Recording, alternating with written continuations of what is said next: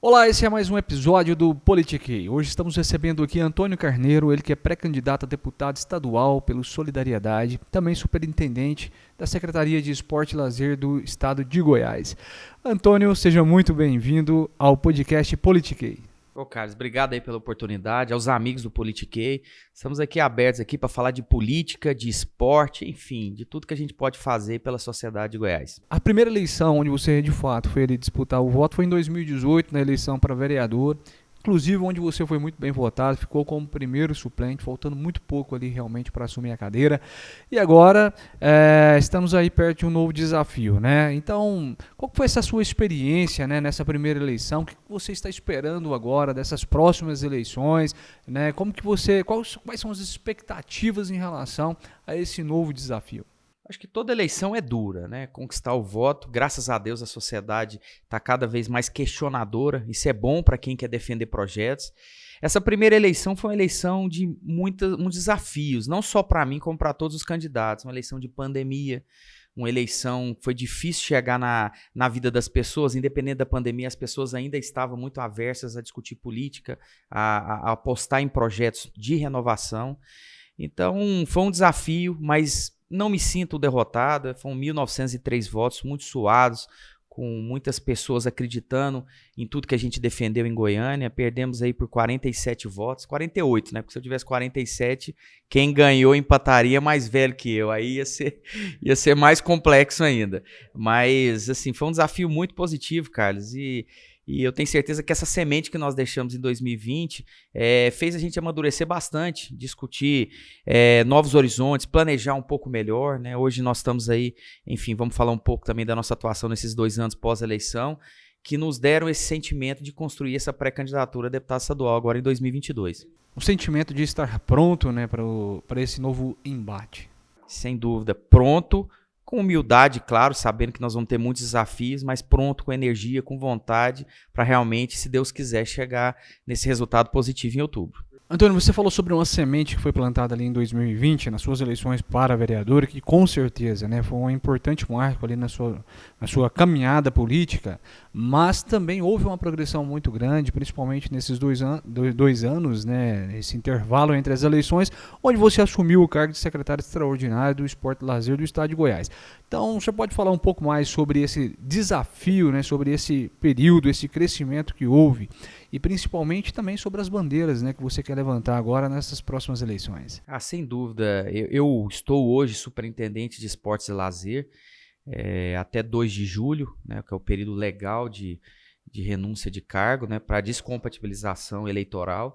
E neste 1 ano e pouco foi crescendo esse sentimento de construir essa pré-candidatura, né? Nós estamos num momento ainda de discussão de projetos, eleitoralmente falando. E nesse 1 ano e meio nós podemos deixar um pouco de um legado no esporte em Goiás, um esporte que estava em fase de retomada, né? Nós entramos lá em fevereiro de 2021, num período que estava naquele fecha e abre ainda, comércios, retomada do esporte, muitos ginásios fechados, a prática esportiva cerceada, natural pela crise sanitária, e a gente conseguiu destravar e voltar aos Jogos Abertos, por exemplo, foi uma grande conquista. Fizemos um grande Jogos Abertos em 2021 que terminou em 2022 devido aos fechamentos que estavam vigentes. Fizemos vários programas, a Bolsa Atleta conseguimos pela primeira vez na história pagar as 12 parcelas. Todo atleta que é contemplado, as 600 bolsas atletas, pela primeira vez recebeu 12 parcelas. Isso é outra marca grande, né, que nós conseguimos deixar, claro, capitaneado e coordenado pelo nosso governador Ronaldo Caiado. Também fizemos várias atividades em parceria com federações, né, parcerias com transporte para vários eventos na área do atletismo, ciclismo, futebol, associações esportivas. Nunca se deu tanto bens como transporte, materiais para eventos, como se deu nesse 1 ano e meio de gestão nossa aí, que nós conseguimos fazer parte. Criamos projetos que são interessantes, que com certeza a longo prazo vai ser um case de sucesso na área do esporte, que é a parceria de iniciação esportiva com a La Liga da Espanha. Nós estamos em 23 municípios. É a primeira vez que a La Liga faz um projeto no Brasil. E Goiás é pioneiro disso. A gente está entregando chuteiras para jovens em situação de vulnerabilidade, uniformes, coletes, todo o material esportivo que se usa na Espanha é o mesmo que o governo do estado de Goiás está entregando aqui. Então isso para nós é motivo de orgulho. Antes disso, nós fizemos uma capacitação com esses profissionais dessas cidades que vão executar essa iniciação esportiva plena, né, rotineira nas cidades. E quem veio foi só grandes treinadores da Espanha que treinaram o Messi, o Xavi, enfim. Eles receberam o que há de melhor de treinamento e muito se falou e pouco se falou de futebol. Se falou mais de cidadania, ética, coletividade. Então a gente às vezes pensa que o treinamento em si é o mais importante e a gente viu que a dinâmica na Europa realmente avança muito na questão do cidadão. Então isso para nós também foi um aprendizado grande. Várias atividades também que nós fizemos, expansão da Rua do Lazer, que são brinquedos em parcerias com os municípios. Nós estamos fazendo uma prestação de conta de tanto de coisa bacana que coletivamente nós fizemos. Eu como superintendente fui a pessoa que às vezes representou esse projeto, mas é uma construção coletiva lá dentro da equipe da Secretaria de Esportes e Lazer. Muito bom, muito bom. Antônio, eu quero aprofundar um pouco mais sobre esse tema, né, que é a parceria do governo do estado de Goiás e a La Liga.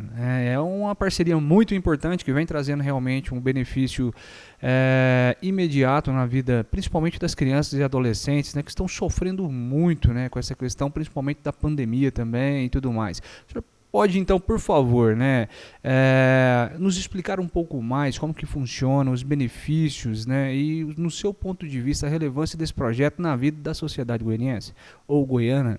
Carlos, é emancipador na vida desses jovens, mulheres e homens também, adolescentes de 8 a 17 anos, que estavam aí, muitas das vezes, em situação de vulnerabilidade de rua também, né, porque não tinham o que fazer no extra classe, que muitas vezes não tinha a classe também, que estava fechada.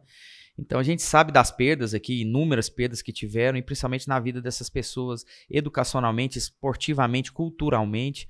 Esse projeto da La Liga veio no momento mais importante que poderia ter para o nosso estado, porque nós estamos levando crianças a sonharem alto, a quem sabe cortar o caminho, esses que querem ter alto rendimento e jogarem futebol espanhol sem precisar passar por um intermediário no país, mas principalmente se formarem com cidadãos, tendo uma rotina e uma continuidade de um programa que não é pontual. Ele começou com curso de capacitação, agora nós estamos entregando os materiais, agora vai ter iniciação esportiva plena sendo aplicada com horários de treinamento, culturalmente falando, ensinamentos que a La Liga prega na sua fundação em vários países, e nós temos sonhos como outros países tiveram sonhos e realizaram com programas com a La Liga, que são intercâmbios para a Espanha, festivais entre essas cidades que tenham campeonatos, quem sabe para selecionar cidades para irem conhecer a Espanha, tem cursos de espanhol instrumental, enfim, nós vamos avançar em tudo. O governo do estado está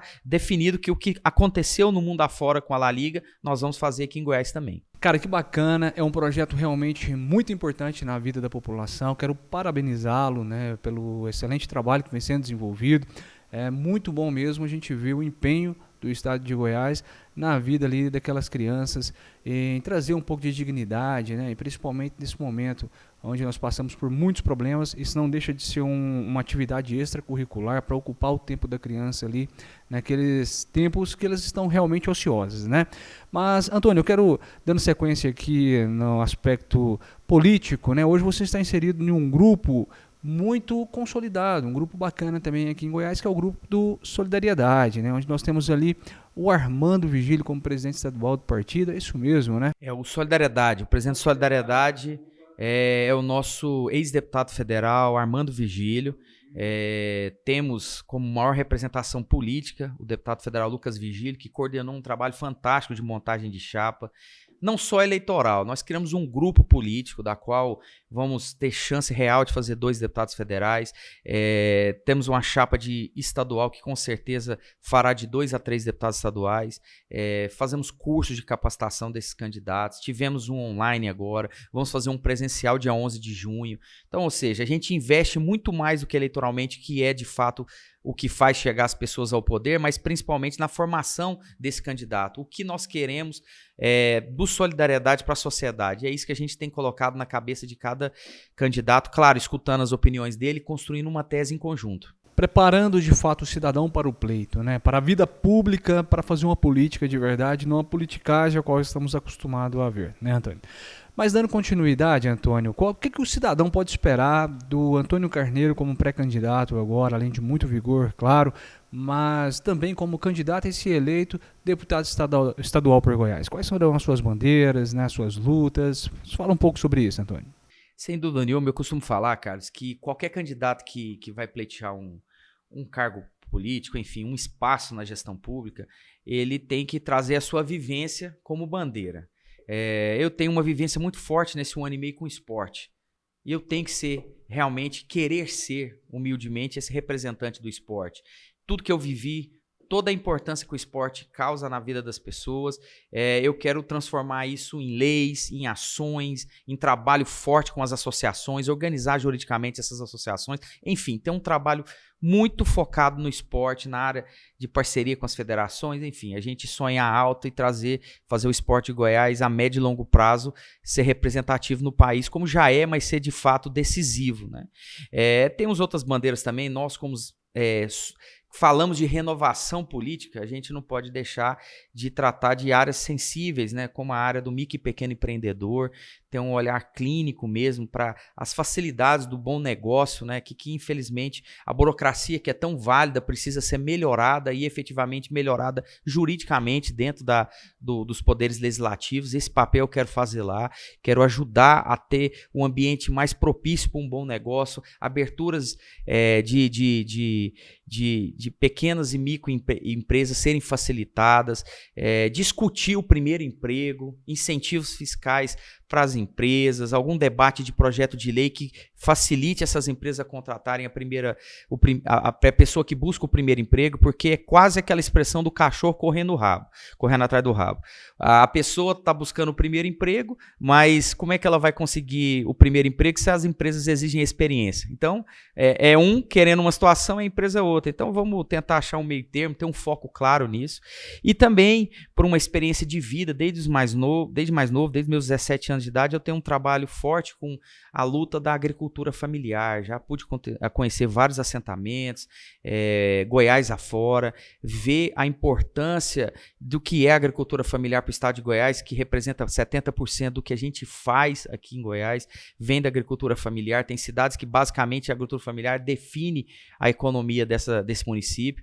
Então eu vou ter um olhar clínico sim para a agricultura familiar, em lutas de emendas parlamentares para melhorias de estradas vicinais, enfim, construção de pontes, ajuda na capacitação técnica também desses produtores, pequenos produtores rurais, ou seja, construir uma história também com a agricultura familiar do estado de Goiás. Antônio, então, a respeito de uma informação que você acabou agora de citar, é uma coisa nova para mim. Inclusive, você falou que 70% da produção do estado de Goiás vem da agricultura familiar ou do consumo? Eu não entendi muito bem isso aí, Antônio.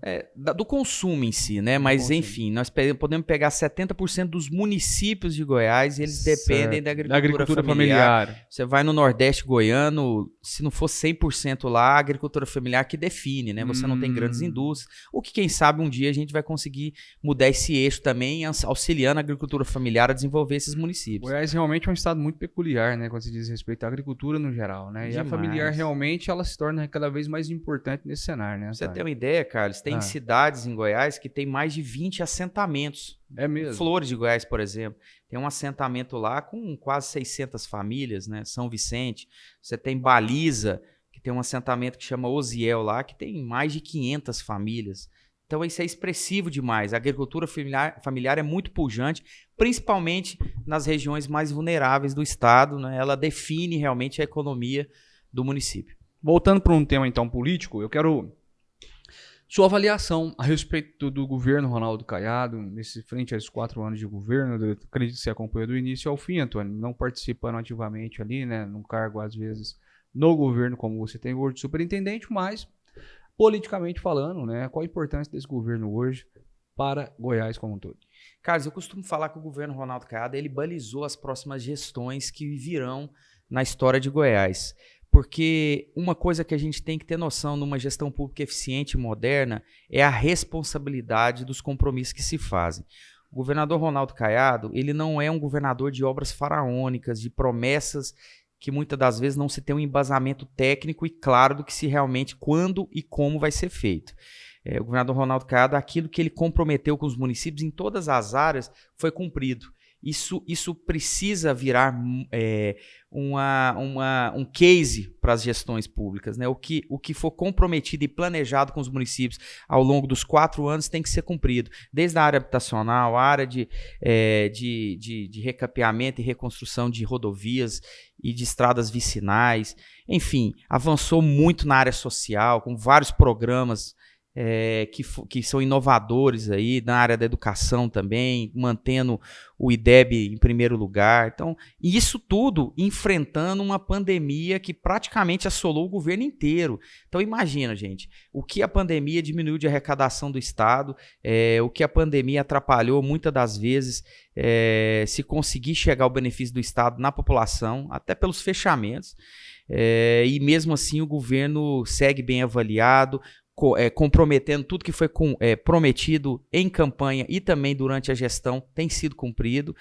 E claro, isso para nós é motivo de orgulho e por isso que a gente optou em participar do governo Ronaldo Caiado. É um governo que realmente tem responsabilidade. Além de entregar aquilo que promete, entrega da melhor qualidade. Falamos da La Liga, poderia falar também aqui do grande projeto no esporte que é o Construindo Campeões, algo que vai ser um case nacional. Nós temos uma atuação na área de lutas muito forte, são quase 80 municípios que recebem o kimono de melhor qualidade, enfim, participam de meninos que nunca tinham condição de disputar um campeonato, a gente dá transporte, isenção de taxa, estão viajando o Brasil inteiro.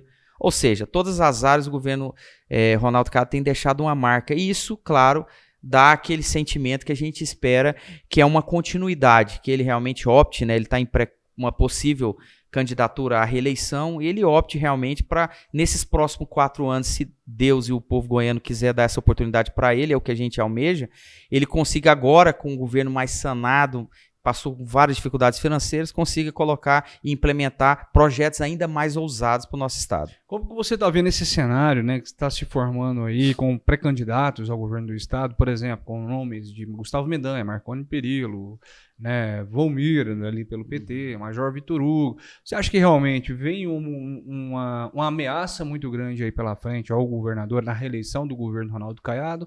Ou não? Você vê que realmente ali existe, inclusive, a possibilidade ali de bater eleição no primeiro turno? Toda eleição é um debate, né? Então, é claro que com muitas candidaturas se dificulta uma vitória no primeiro turno.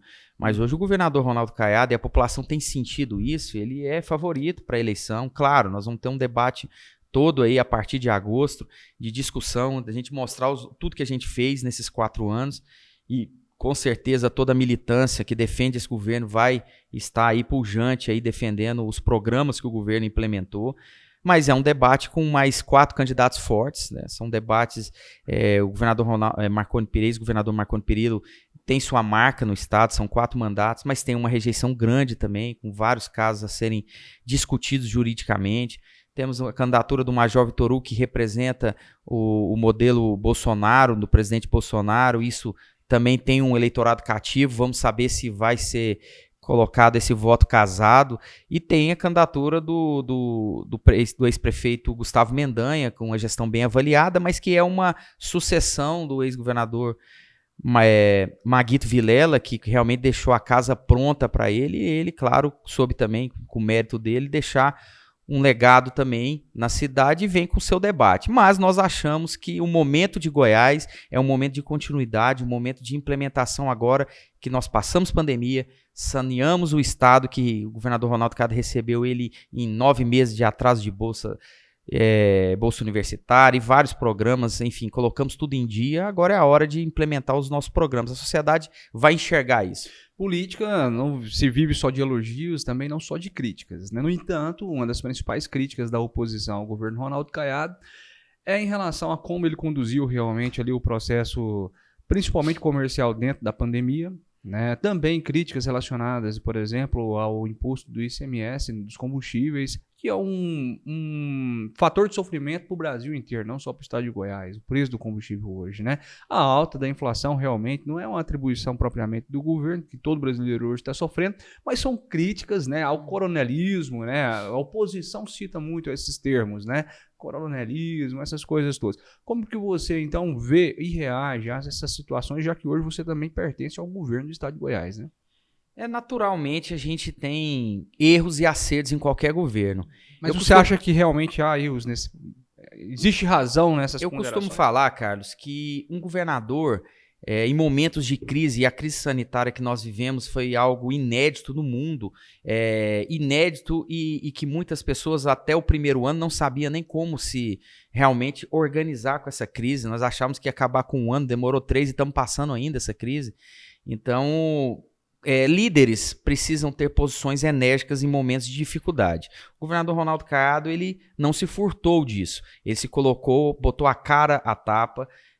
Claro, pode ser questionado algum posicionamento dele colocando como enérgico demais, mas a gente tem que se colocar no lado da pessoa. Você tendo mais de 6 milhões de pessoas, 7 milhões de pessoas no estado, da qual você é o responsável legal por representar elas, gerir essas pessoas numa crise que estava matando milhares de pessoas aqui no estado. Ele tinha que tomar posições enérgicas e que seria bem avaliada como mal avaliada. A classe médica também elogia em várias ações as atitudes do governador. É claro, nós sentimos todos esses efeitos também de fechamentos. Isso acontece, infelizmente, mas uma crise dessa a gente sabia que a gente tinha que enfrentar várias turbulências para a gente poder colher na frente um benefício comum e coletivo. Entendi.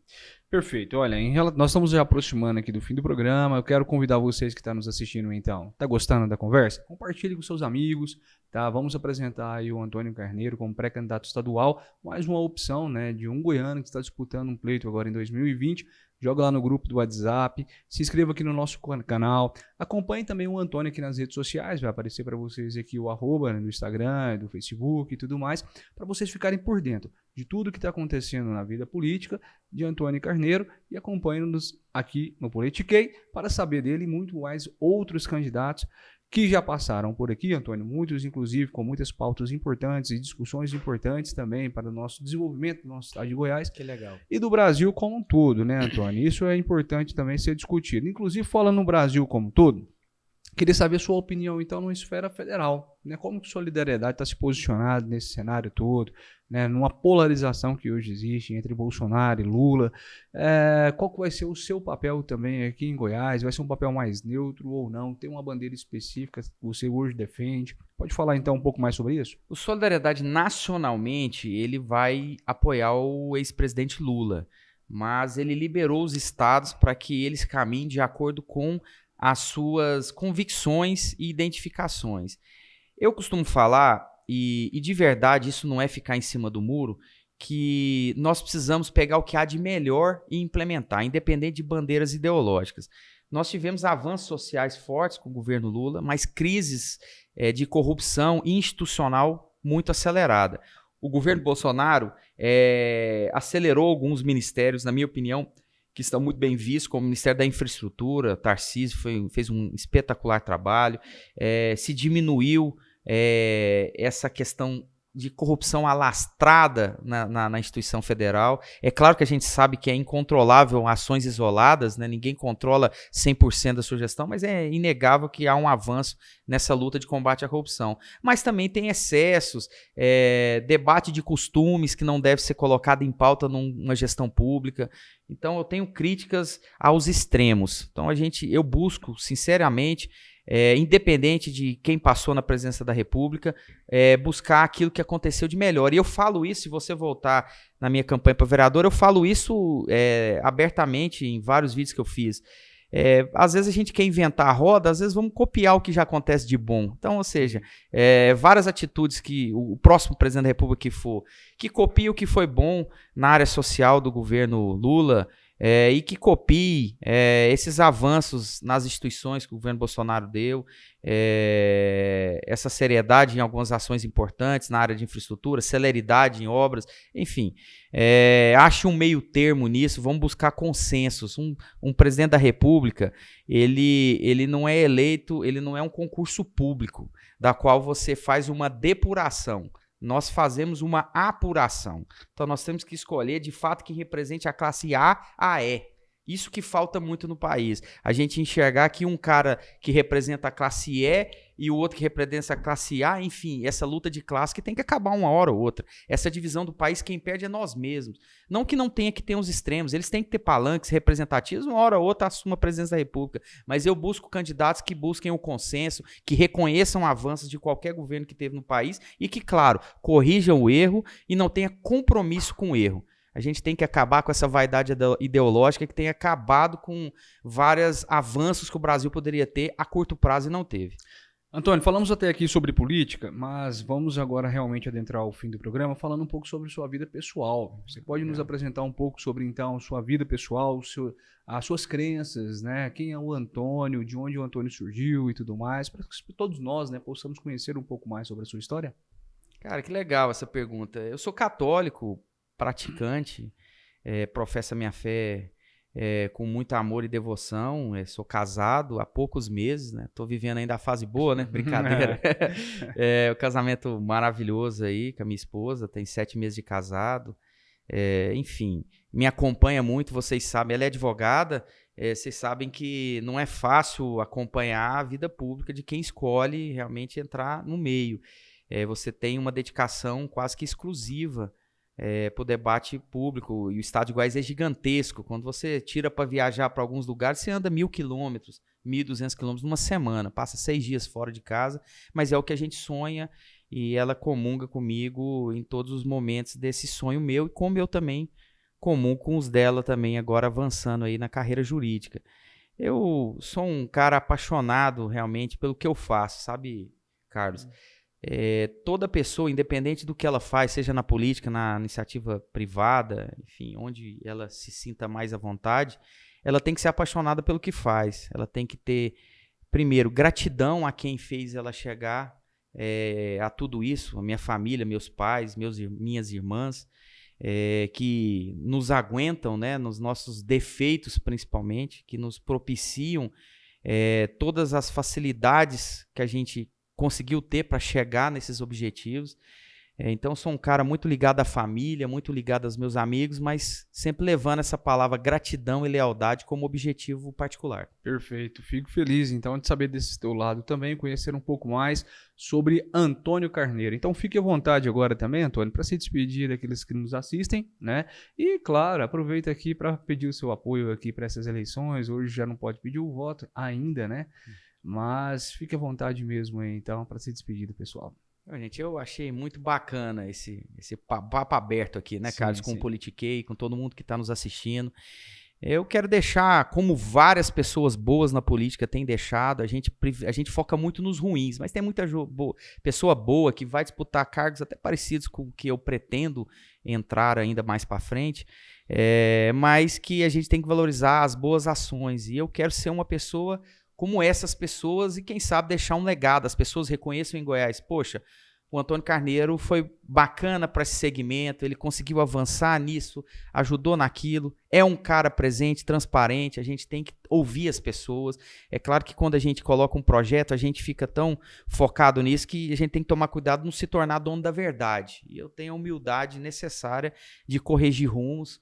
E estou aqui de peito aberto, colocando à disposição nessa pré-candidatura a deputado estadual, para que construa cada passo coletivamente, com as pessoas que acreditam nesse projeto, com as pessoas que acreditam, independente de votar no Antônio, numa sociedade de fato que avança mais rápido, que tenha realmente uma participação coletiva nas decisões e que a gente aproxime a população novamente da política. Esse é um sonho meu, já foi tão próxima, já se acreditou tanto em política, e hoje, infelizmente, quando você fala vou ser político, você praticamente diz vou ser ladrão. Então isso é ruim. E esse é um objetivo muito pessoal de cada vez mais voltar as pessoas para a política, para que meus filhos, netos tenham orgulho dos gestores, dos representantes no legislativo, no executivo, tem em cada estado. Maravilha, então. Esse é o Antônio Carneiro, pré-candidato a deputado estadual pelo Solidariedade.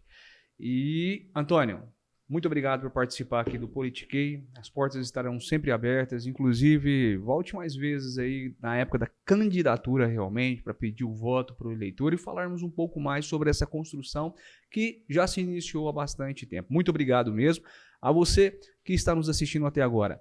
Muito obrigado aí pela sua companhia. Não esqueça de compartilhar bastante esse vídeo, se inscrever aqui no nosso canal do YouTube. Esse episódio também está disponível no Spotify, então acompanhe muito mesmo aí esse conteúdo, compartilhe, curta e fique atento, porque tem muita coisa boa que está por vir.